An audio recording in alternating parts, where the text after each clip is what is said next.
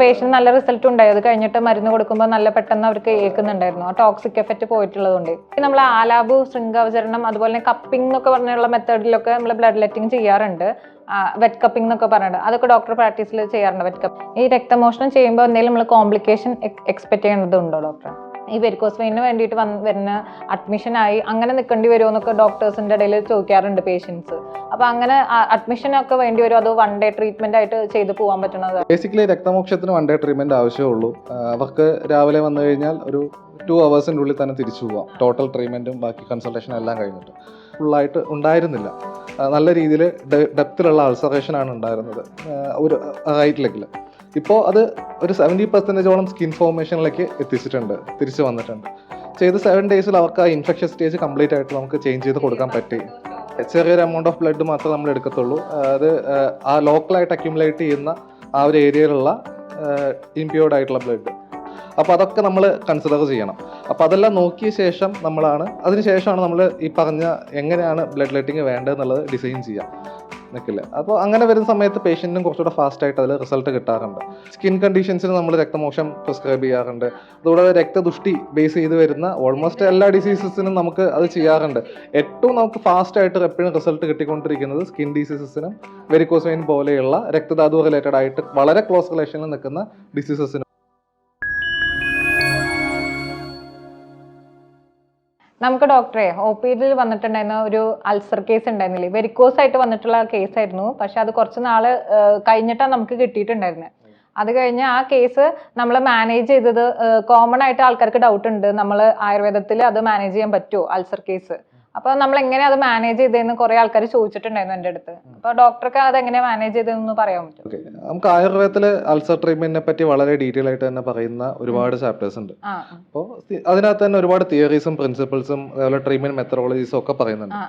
നമ്മൾ അതിനകത്തുനിന്ന് ഒരു പേഷ്യന്റിന് ആവശ്യമായിട്ടുള്ള ട്രീറ്റ്മെന്റ്സ് ചൂസ് ചെയ്ത് അതിന് അവരുടെ കണ്ടീഷൻസ് ഒക്കെ നോക്കി അതിനെ അഡാപ്റ്റ് ചെയ്യുന്ന രീതിയിലുള്ള ട്രീറ്റ്മെന്റ് ആണ് നമ്മൾ ചെയ്യുന്നത്. ചെയ്യുന്ന സമയം നല്ല ഹീലിംഗ് റിസൾട്ടും പൊതുവെ കിട്ടാറുണ്ട്. ഇപ്പോൾ ആ ഒരു കേസിന്റെ കാര്യം എടുക്കുകയാണെന്നുണ്ടെങ്കിൽ ഒരു 1.5 year ആയിട്ട് അയാളുടെ അൾസർ വളരെ മോശം കണ്ടീഷനിലാണ് ഉണ്ടായിരുന്നത്. വളരെ പസ്ഫിൽഡ് ആയിരുന്നു. നമുക്ക് വന്നപ്പോൾ തന്നെ ഡീബ്രൈഡ് ചെയ്യേണ്ടതായിട്ട് വന്നു. അപ്പോൾ അതൊക്കെ ചെയ്ത ശേഷം നമ്മൾ അതിന്റെ ഹീലിംഗിന് വേണ്ടിയിട്ട് സ്പെഷ്യലൈസ് ആയിട്ടുള്ള മെഡിസിൻസ് യൂസ് ചെയ്യാണ് ചെയ്തത്. അതിന് ഫസ്റ്റ് ഒരു 7 days ആളെ സാധാരണ നമ്മൾ OP ലെവലാണ് മാനേജ് ചെയ്യാന്നുണ്ടെങ്കിലും സാധാരണ ഈ ഒരു കേസ് വന്ന സമയത്ത് നമ്മൾ അയാളെ IP ആയിട്ട് തന്നെ എടുത്ത് ഒരു 7 days നമ്മുടെ ഹോസ്പിറ്റലിൽ അഡ്മിറ്റ് ചെയ്തുകൊണ്ടുള്ള ട്രീറ്റ്മെന്റ്സ് ആണ് ഇനീഷ്യലി സ്റ്റാർട്ട് ചെയ്തത്. അപ്പോൾ അത് ഇനീഷ്യലി പോയതിനു ശേഷം അവർക്ക് വന്ന ചേഞ്ചസ് നമുക്ക് ഓക്കെ ആണ്, കുഴപ്പമില്ല, ഹീലിംഗ് ബെറ്റർ ആണെന്ന് തോന്നിയ ശേഷമാണ് നമ്മൾ ഡിസ്ചാർജ് കൊടുക്കുകയും ദെൻ ഡ്രസ്സിങ്ങും ബാക്കി ഇന്റേണൽ മെഡിസിൻസും അവരോട് വീട്ടിൽ പോയി കണ്ടിന്യൂ ചെയ്യാൻ പറയുകയും ചെയ്തത്. അത് ഇപ്പൊ ഏകദേശം ഒരു 2 months അയാളും അണ്ടർ ട്രീറ്റ്മെന്റ് ആണ്. ഇപ്പോൾ ഒരു 70% ഹീലിംഗ് അൾസറിന് കിട്ടിക്കഴിഞ്ഞു. അതായത് ആള് വന്ന സമയത്ത് നമ്മുടെ ആന്റീരിയർ ടിബിയൽ ബോർഡർ എന്ന് പറയും, നമ്മുടെ മുട്ടിന് താഴെയുള്ള ഒരു ഭാഗം, ആ ഭാഗം തൊട്ട് ആംഗിൾ വരെയുള്ള ഭാഗത്തുള്ള സ്കിൻ ഫുള്ളായിട്ട് ഉണ്ടായിരുന്നില്ല. നല്ല രീതിയിൽ ഡെപ്തിലുള്ള അൾസറേഷൻ ആണ് ഉണ്ടായിരുന്നത് ഒരു റൈറ്റ് ലെഗിൽ. ഇപ്പോൾ അത് ഒരു 70% സ്കിൻ ഫോർമേഷനിലേക്ക് എത്തിച്ചിട്ടുണ്ട്, തിരിച്ചു വന്നിട്ടുണ്ട്.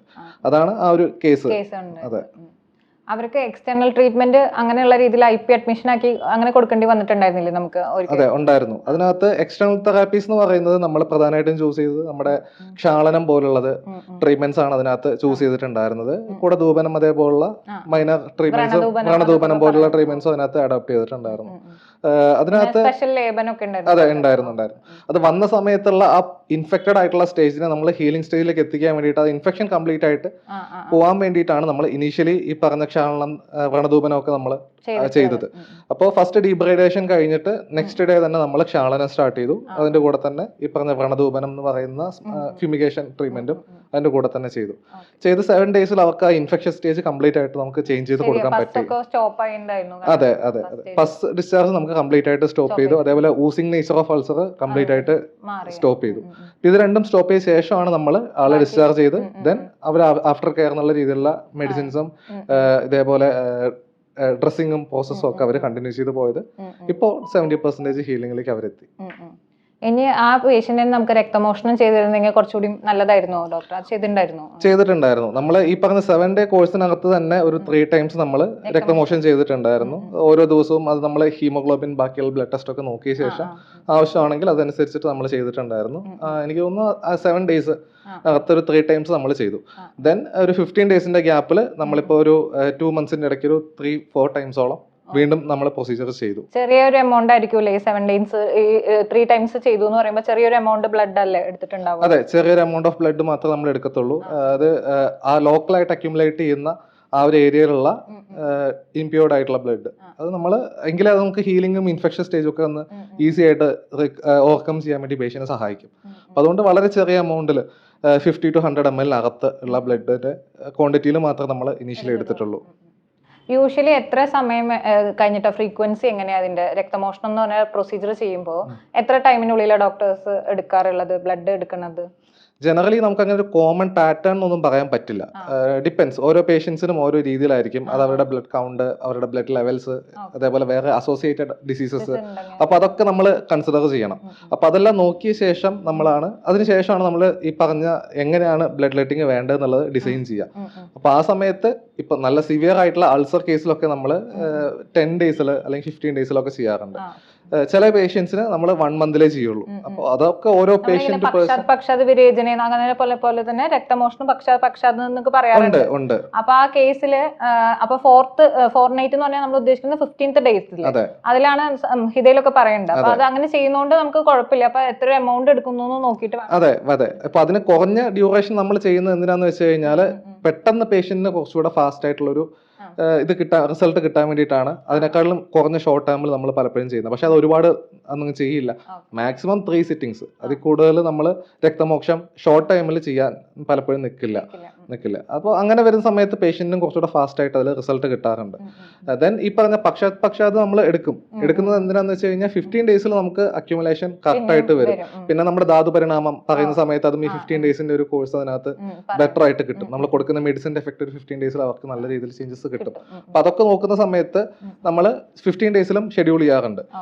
പിന്നെ ചില പേഷ്യൻസ് നമുക്ക് മന്ത്ലി വൺസ് മതിയാവും. കാരണം അവർക്ക് ആ രീതിയിലുള്ള ബുദ്ധിമുട്ടുകളെ അക്യുമുലേഷനെ ഉണ്ടാവുള്ളൂ. പിന്നെ അവർ ചെയ്യുന്ന വർക്കിന്റെ നേച്ചറും എല്ലാം ആ രീതിയിൽ ഡിഫറെന്റ് ആയിരിക്കും. അപ്പൊ അങ്ങനെ വരുന്ന സമയത്ത് നമ്മൾ ആ രീതിയിലും ഡിസൈൻ ചെയ്ത് ചെയ്യാറുണ്ട്. ഈ വെരിക്കോസ് വെയിൻ അതിന് മാത്രമല്ലല്ലോ നമ്മൾ രക്തമോഷണം പഠിച്ചിട്ടുള്ളതും അല്ലെങ്കിൽ ചെയ്തുകൊണ്ടിരിക്കുന്നത്. അപ്പൊ ഡിഫറെന്റ് ആയിട്ട് ഡോക്ടറെ വേറെ എന്തൊക്കെ കേസിനെ നമ്മൾ സ്കിൻ കണ്ടീഷൻസിന് നമ്മൾ രക്തമോഷം പ്രിസ്ക്രൈബ് ചെയ്യാറുണ്ട്. അതുകൂടാതെ രക്തദുഷ്ടി ബേസ് ചെയ്ത് വരുന്ന ഓൾമോസ്റ്റ് എല്ലാ ഡിസീസസിനും നമുക്ക് അത് ചെയ്യാറുണ്ട്.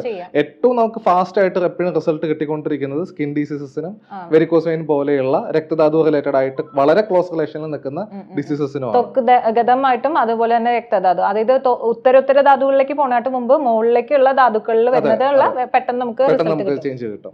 അപ്പൊ സോറിയാസിസ് കേസിൽ നോക്കിയിട്ടുണ്ടായിരുന്നു, രക്തമോഷണം ചെയ്തിട്ടുണ്ടായിരുന്നു ഡോക്ടർ. അപ്പൊ അതിന്റെ അകത്ത് എങ്ങനെയാ അതിന്റെ റിസൾട്ട് എങ്ങനെയാ കൂടുതൽ, അതായത് ലീഷൻസ് പെട്ടെന്ന് കുറയുന്ന പോലെ തോന്നിയിട്ടുണ്ടായിരുന്നു ഡോക്ടർ? ഉണ്ട്. നമുക്ക് ഇപ്പോ ഓൾറെഡി അതിനകത്ത് നമുക്ക് പ്രിസ്ക്രൈബ്ഡ് ആയിട്ടുള്ള പാറ്റേൺ ഓഫ് ട്രീറ്റ്മെന്റ് ഉണ്ടാവും. അപ്പൊ നമ്മൾ ആ ട്രീറ്റ്മെന്റ് അഡീഷണൽ ആയിട്ടാണ് നമ്മൾ രക്തമോക്ഷം ആഡ് ചെയ്യുന്നത്. അത് പൊതുവെ നമ്മൾ ഫസ്റ്റത്തെ 7 ഡേയ്സിന്റെ ഒരു കോഴ്സ് ഉണ്ടാവും. ഈ പറഞ്ഞ സോറിയാസിന് എക്സ്ക്ലൂസീവ്ലി ചെയ്യുന്ന ട്രീറ്റ്മെന്റ്. അതിൽ പേഷ്യന്റ് ഡിസ്ചാർജ് ആവുന്നതിന് മുമ്പുള്ള ഒരു ഡേയിൽ നമ്മൾ ബാക്കിയുള്ള ബ്ലഡ് ലെവൽസ് ഒക്കെ ഒന്ന് ചെക്ക് ചെയ്ത ശേഷം അതിന് രക്തമോക്ഷം കൊടുത്തിട്ടാണ് ചെയ്യുക. അതെ. ലീഷൻസ് വളരെ പെട്ടെന്ന് എനിക്ക് തോന്നുന്നു ഒരു 15 ഡേയ്സിൽ തന്നെ നമുക്ക് ഇന്റേണൽ മെഡിസിൻസിൽ ഒരു 1 മന്തിലോ 2 മന്തിലോ കിട്ടുന്ന റിസൾട്ട് ഒരു 15 ഡേയ്സിന്റെ കോഴ്സിൽ തന്നെ നമുക്ക് മെഡിസിൻസും കൂടെ രക്തമോഷം കൂടെ ചെയ്യുമ്പോൾ റിസൾട്ട് കിട്ടുന്നുണ്ട്. എന്റെ ഒരു പേഷ്യന്റ് വന്ന് അഡ്മിഷൻ ആയ സമയത്ത് ഞാൻ ഡോക്ടറെ വിളിച്ചിട്ടുണ്ടായിരുന്നു. ഞാൻ രക്തമോഷണം പൊതുവേ ഞാൻ ചെയ്യാറില്ല. അപ്പൊ ഈ സോറിയാസിസ് കേസിന് തന്നെ ഞാൻ ഡോക്ടറെ വിളിച്ചിട്ടുണ്ടായിരുന്നു. അപ്പൊ ഡോക്ടർ എങ്ങനെ അതിന്റെ സൈറ്റ് എങ്ങനെ ഫിക്സ് ചെയ്തത്, അതായത് ഏതൊക്കെ ലൊക്കേഷൻ, അതായത് ലീഷൻസ് കൂടുതലുള്ള ലൊക്കേഷന്റെ ആ നിയറസ്റ്റ് വെയിൻ അങ്ങനെയാണോ നോക്കിയത്? അതെ, അതിനകത്ത് നമ്മൾ 2 രീതി ചെയ്യാൻ പറ്റും. ഒന്ന് നമുക്ക് ചെയ്യുന്നത് ലാർജ് വെയിൻസ് മാത്രമായിട്ട് ട്രെയിൻ ചെയ്യാം. ആ രീതിയിൽ വേണമെങ്കിൽ ചെയ്യാം.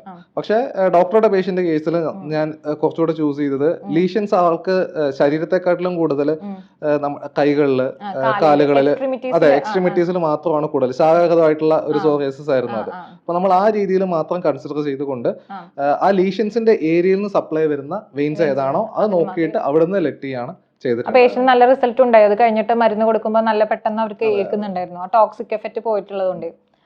അപ്പൊ അത് കഴിഞ്ഞിട്ട് നമ്മൾ ലൊക്കേഷൻ നോക്കി ഇത് കഴിഞ്ഞ സ്കിൻ കേസിലാണെങ്കിൽ പിന്നെ ആഫ്റ്റർ കെയർ എങ്ങനെ അതിനുശേഷം വല്ല എന്തെങ്കിലും സ്പെഷ്യൽ ആയിട്ട്? ശരിക്കും നമുക്ക് ഈ രക്തദുഷ്ടി റിക്കറൻസി വളരെ കൂടുതലാണ്. കാരണം അവരുടെ ലൈഫ് സ്റ്റൈൽ എത്ര കണ്ട് മോഡിഫൈ ചെയ്താലും മേ ബി ജനറ്റിക്കൽ കോസസ് ആവാം, അല്ലെങ്കിൽ അവര് ജീവിക്കുന്ന ജീവിത രീതി കൊണ്ടാവാം, ഒരു ട്രിഗറിങ് ഫാക്ടർ എപ്പോഴും അവിടെ ഉണ്ടാവും. അപ്പൊ നമ്മൾ പൊതുവെ പറയുക, നിങ്ങൾ ഒരു 6 months ഇപ്പൊ നമ്മൾ ട്രീറ്റ്മെന്റ് കോഴ്സ് എല്ലാം കഴിഞ്ഞു, ആ ട്രീറ്റ്മെന്റ് കോഴ്സിലെ ഫിക്സേഷൻ ഡിഫറെന്റ് ആണ്. എല്ലാ പേഷ്യന്റിനും നമുക്ക് ഫിക്സഡ് ആയിട്ട് ഇന്ന പോലെയാണെന്നൊന്നും പറയാൻ പറ്റില്ല. ജനറലി നമുക്ക് ഒരു 6 months വൺസ് എന്തായാലും ഒരു രക്തമോക്ഷം എടുക്കുമെന്നാണ് പലപ്പോഴും ഈ സ്കിൻ കണ്ടീഷൻസിൽ നമ്മൾ പറയുക. പിന്നെ അതിന്റെ ഫ്രീക്വൻസി ചിലപ്പോൾ വേരി ചെയ്യും. ചില പേഷ്യൻസ് നമ്മൾ 3 months വൺസ് മസ്റ്റ് ആയിട്ട് ചെയ്യണം എന്ന് പറയാറുണ്ട്. ഡിപ്പെൻഡ്, ഓരോ പേഷ്യന്റ് അനുസരിച്ച് അത് വേരി ചെയ്തുകൊണ്ടിരിക്കും. ഈ രക്തമോഷണം ചെയ്യുമ്പോൾ എന്തെങ്കിലും നമ്മൾ കോംപ്ലിക്കേഷൻ എക്സ്പെക്ട് ചെയ്യേണ്ടതുണ്ടോ ഡോക്ടറെ? മെയിൻലി നമ്മൾ ബ്ലഡ് റിസൾട്ട് എന്തായാലും നമ്മൾ വാലുവേറ്റ് ചെയ്തിട്ടുണ്ടാവണം നിർബന്ധമായിട്ടും. രക്തം എടുക്കുന്നതിന് മുമ്പായിട്ട് വളരെ ക്ലീൻ ആയിട്ട് നമ്മൾ CBC, അതേപോലെ അവരുടെ സെറോളജി ടെസ്റ്റുകൾ, ബ്ലീഡിംഗ് ടൈം, ക്ലോട്ടിംഗ് ടൈം എല്ലാം നമ്മൾ ആദ്യം തന്നെ വെരിഫൈ ചെയ്യും. വെരിഫൈ ചെയ്തതിന് ശേഷം മാത്രമേ നമ്മൾ പ്രത്യേകിച്ച് ഷുഗർ ഒക്കെ ഉള്ള കേസ് ആണെങ്കിൽ എന്തായാലും അതിന്റെ കൂടെ ഇപ്പൊ ആഡഡ് ആയിട്ടൊരു ഡിസീസ് ഉണ്ടെങ്കിൽ, അവർക്ക് ഇപ്പോൾ ഹൈപ്പർ ടെൻഷൻ ഉണ്ട്, അതല്ലെങ്കിൽ ഡയബറ്റിക് ആണ് എന്നുള്ള അങ്ങനത്തെ കേസസ് വരുമ്പോൾ നമ്മൾ അതും കൂടി കൺസിഡർ ചെയ്യണം. അത് കൺസിഡർ ചെയ്തിട്ടാണ് നമ്മൾ എങ്ങനെയാണ് വേണ്ടതെന്നുള്ളതും അതിന്റെ എമൗണ്ടും എല്ലാം അതിനനുസരിച്ചിട്ടാണ് പ്ലാൻ ചെയ്യുക. അപ്പോൾ ആ വാല്യൂസ് നമ്മൾ ചെക്ക് ചെയ്തിട്ട് ചെയ്യുന്നത് കൊണ്ട് തന്നെ നമുക്ക് അങ്ങനെ കോംപ്ലിക്കേഷൻസ് ഒന്നും പൊതുവെ വരാറില്ല. പിന്നെ വളരെ റയർ ആയിട്ട് ചിലപ്പോൾ ഒരു 1000 പേഷ്യൻസിൽ ഒരാൾക്കൊക്കെ ആയിരിക്കും ചിലപ്പോൾ എന്താ പറയുന്ന മൈൽഡ് ഇൻഫെക്ഷൻ, ലോക്കലൈസ്ഡ് ഇൻഫെക്ഷൻ എന്നുള്ള രീതിയിൽ ചിലർക്ക് ഉണ്ടാവാറുണ്ട്. പക്ഷെ അതൊക്കെ വളരെ അക്യൂട്ടാണ്. മാക്സിമം ഒരു 3 to 5 ഡേയ്സിനുള്ളിൽ അത് പോവാറുണ്ട്. പിന്നെ ഇങ്ങനെ ഫെയിന്റിംഗ് ഒക്കെ വരുന്നത് ചിലർ ബ്ലഡ് കണ്ടിട്ട് പേടിച്ചിട്ട് അങ്ങനെയൊക്കെയുള്ള അത് പൊതുവെ ഈ പറഞ്ഞ ബ്ലഡ് കണ്ടു പേടിക്കുന്ന ഹീമോഫോബിയ എന്ന് പറയുന്ന കണ്ടീഷൻ ഉള്ള പേഷ്യൻസിന് മാത്രമേ അങ്ങനത്തെ, അത് നമ്മൾ കാണാത്ത രീതിയിൽ തന്നെയാണ് പലപ്പോഴും ചെയ്യുക. അതുകൊണ്ട് അങ്ങനത്തെ പ്രശ്നമൊന്നും വരില്ല. പിന്നെ നമ്മൾ ഫസ്റ്റ് തന്നെ കാൽക്കുലേറ്റ് ചെയ്യും എത്ര എമൗണ്ട് ബ്ലഡ് നമ്മൾ ലെറ്റ് ചെയ്യണം എന്നുള്ളത് ആദ്യം തന്നെ കാൽക്കുലേറ്റ് ചെയ്യുന്നത് കൊണ്ട് അവർക്ക് ഇങ്ങനെ പ്രത്യേകിച്ച് ഫെയിൻഡ് ആവുകയോ അല്ലെങ്കിൽ വേറൊരു ബുദ്ധിമുട്ടുണ്ടാവുന്നതോ ഉണ്ടാവാറില്ല. അപ്പൊ ഏറ്റവും കൂടുതൽ ഇപ്പൊ രക്തമോഷണം എന്ന് പറഞ്ഞ ഒരു ട്രീറ്റ്മെന്റിന് തന്നെ നമുക്ക് ആചാര്യന്മാര് പല ഡിപ്പാർട്ട്മെന്റുകളായിട്ട് തിരിച്ചിട്ടുണ്ട്. ഏതൊക്കെ ടൈപ്പായിട്ട് തിരിക്കണേന്ന്, സ്ഥിരവതായിട്ടും ജലോകാവചരണമായിട്ടും അങ്ങനെ ആയിട്ട് ഓരോ ഡിവിഷൻസ് തിരിച്ചിട്ടുണ്ട്. അപ്പൊ അതിൽ ഏത് ടൈപ്പാണ് ഡോക്ടർക്ക് ഏറ്റവും കൂടുതൽ ചെയ്യാൻ നല്ലതായിട്ട് തോന്നിയിട്ടുള്ളത്? അതിനകത്ത് ഏറ്റവും എഫക്റ്റീവ് ആയിട്ടുള്ളത് ഈ പറഞ്ഞ ജലൂകാവചരണവും അതേപോലെ തന്നെ സ്ഥിരാവേദവുമാണ്. സ്ഥിരാവേദം തന്നെ നമ്മളിപ്പോ ഇവിടെ ചെയ്യുന്ന നീഡിലൊക്കെ ഉപയോഗിച്ചിട്ടാണ്. മറ്റേ ക്ലാസിക്കൽ നമ്മൾ മറ്റേ ഗുഡാരിക എന്ന് പറയുന്ന യന്ത്രം ഉപയോഗിച്ച് ചെയ്യണം എന്നാണ് പറഞ്ഞിരിക്കുന്നത്. നമ്മൾ കുറച്ചുകൂടി നീഡിൽസ് ഉപയോഗിച്ചുകൊണ്ടാണ് ചെയ്യുന്നത്. ജലൂകാവചരണത്തിനും സ്ഥിരാവേദത്തിനും അതിൻ്റെതായിട്ടുള്ള മെറിറ്റ്സ് ഉണ്ട്. ബാക്കി ഒന്നും നമ്മൾ അത്ര കണ്ട് ഇപ്പോ കോമൺ ആയിട്ട് യൂസ് ചെയ്യാറില്ല. പ്രച്ചാനം യൂസ് ചെയ്യാറുണ്ട്. അത് വളരെ റയർ ആയിട്ടുള്ള സ്കിൻ കണ്ടീഷൻസിനാണ് ഏറ്റവും അത് റിസൾട്ട് വന്നിട്ടുള്ളത്. ബാക്കിയുള്ളതിനൊന്നും അത്ര. ബാക്കി നമ്മൾ ആലാബു, ശൃംഗാവചരണം, അതുപോലെ കപ്പിംഗ് എന്നൊക്കെ പറഞ്ഞുള്ള മെത്തേഡിലൊക്കെ നമ്മൾ ബ്ലഡ് ലെറ്റിംഗ് ചെയ്യാറുണ്ട്. വെറ്റ് കപ്പിംഗ് എന്നൊക്കെ പറയുന്നത് അതൊക്കെ ഡോക്ടർ പ്രാക്ടീസിൽ ചെയ്യാറുണ്ട്. വെറ്റ് കപ്പിംഗ് ചെയ്യാറുണ്ട്. അത് നല്ല റിസൾട്ടും കിട്ടാറുണ്ട്. പക്ഷെ അത് നമ്മുടെ കുറച്ചൊരു എൻ്റെ ഡിഫറെന്റ് ആയിട്ടുള്ള ഡിസീസിലാണ് അത് കൂടുതലായിട്ട് വെറ്റ് കപ്പിങ്ങും ഇതൊക്കെ ചെയ്യുന്നത്. മെയിൻ ആയിട്ട് നമ്മൾ വെരിക്കോസ് വെയിലും സ്കിൻ ഡിസീസിലും ജലൂകാചരണം അല്ലെങ്കിൽ ഈ പറഞ്ഞ ജലൂകാചരണം എന്ന് പറയുന്ന അട്ടയെ കൊണ്ട് കടുപ്പിച്ച് രക്തം എടുക്കുന്ന ട്രീറ്റ്മെന്റ്. ഒന്നെങ്കിൽ അതല്ലാന്നുണ്ടെങ്കിൽ സ്ഥിരാവേദം ചെയ്യുന്ന ട്രീറ്റ്മെന്റ്. ഇത് രണ്ടുമാണ് ഏറ്റവും കോമൺ ആയിട്ട് വെരിക്കോസ് വെയിനിലും സ്കിൻ ഡിസീസിലും നമുക്ക് കൂടുതലായിട്ട് ചെയ്യാം. അതിന് നല്ല റിസൾട്ടും കിട്ടാറുണ്ട്. ഈ വെരിക്കോസ് വെയിന് വേണ്ടിയിട്ട് വരുന്ന അഡ്മിഷൻ ആയി അങ്ങനെ നിൽക്കേണ്ടി വരുമോ എന്നൊക്കെ ഡോക്ടേഴ്സിന്റെ ഇടയിൽ ചോദിക്കാറുണ്ട് പേഷ്യൻസ്. അപ്പൊ അങ്ങനെ അഡ്മിഷൻ ഒക്കെ വേണ്ടി വരും, അത് 1 day ട്രീറ്റ്മെന്റ് ആയിട്ട് ചെയ്ത് പോകാൻ പറ്റണത്? ബേസിക്കലി രക്തമോക്ഷത്തിന് 1 day ട്രീറ്റ്മെന്റ് ആവശ്യമുള്ളൂ. അവർക്ക് രാവിലെ വന്നു കഴിഞ്ഞാൽ ഒരു 2 hours ഉള്ളിൽ തന്നെ തിരിച്ചു പോവാം. ടോട്ടൽ ട്രീറ്റ്മെന്റും ബാക്കി കൺസൾട്ടേഷനും എല്ലാം കഴിഞ്ഞിട്ട്. ബാക്കി അൾസർ കേസിലൊക്കെയാണ് നമ്മൾ പലപ്പോഴും അഡ്മിഷനും ബാക്കിയുള്ള കാര്യങ്ങളും വരിക. അത് പൊതുവെ നമ്മൾ അൾസർ ഡീബ്രൈഡ് ചെയ്യേണ്ടി വരും. ഡീബ്രൈഡ് ചെയ്യുന്ന സമയത്ത് ഉണ്ടാവുന്ന കോംപ്ലിക്കേഷൻസ് നമുക്ക് അവോയ്ഡ് ചെയ്യാൻ വേണ്ടിയിട്ടാണ് നമ്മൾ അഡ്മിഷൻ പ്രിസ്ക്രൈബ് ചെയ്യുന്നതും. അതിനാണ് കുറച്ചുകൂടെ ബെറ്റർ റിസൾട്ടും കിട്ടുന്നത്. വെരിക്കോസ് വെയിൻ ഒരു മൈനർ OT പ്രൊസീജർ എന്നുള്ള രീതിയിലേക്ക് തന്നെയല്ലേ ഡോക്ടർ? അതെ, രക്തമോക്ഷം ബേസിക്കലി മൈനർ OT പ്രൊസീജർ തന്നെയാണ്. മൈനർ OT പ്രൊസീജർ കഴിഞ്ഞ് അവർക്ക് പോവുകയും ചെയ്യാം. വേറെ പ്രത്യേകിച്ച് അങ്ങനെ കോംപ്ലിക്കേഷൻസ് ഒന്നും വരില്ല. വേറെ പാരാ സർജിക്കൽ പ്രൊസീജിയേഴ്സ് ഡോക്ടർ ഏതൊക്കെ പ്രിഫർ ചെയ്യാറ് ഒരു കണ്ടീഷൻ വരാണെങ്കിൽ? പിന്നെ ബേസിക്കലായിട്ട് അഗ്നികർമ്മമാണ് ഏറ്റവും കൂടുതൽ കോമൺ ആയിട്ട് ചെയ്യുന്നത്. നമ്മൾ ഈ പറഞ്ഞ മെയിൻലി വാതകണ്ഠക എന്ന് പറയുന്ന നമ്മുടെ ഈ കുതിയുടെ ഭാഗത്ത്, കാലിന്റെ കുതിയുടെ ഭാഗത്ത് വേദന വരുന്നു എന്ന് പറയുന്ന കണ്ടീഷന് അഗ്നികർമ്മം കൂടുതലായിട്ട് ചെയ്യാം.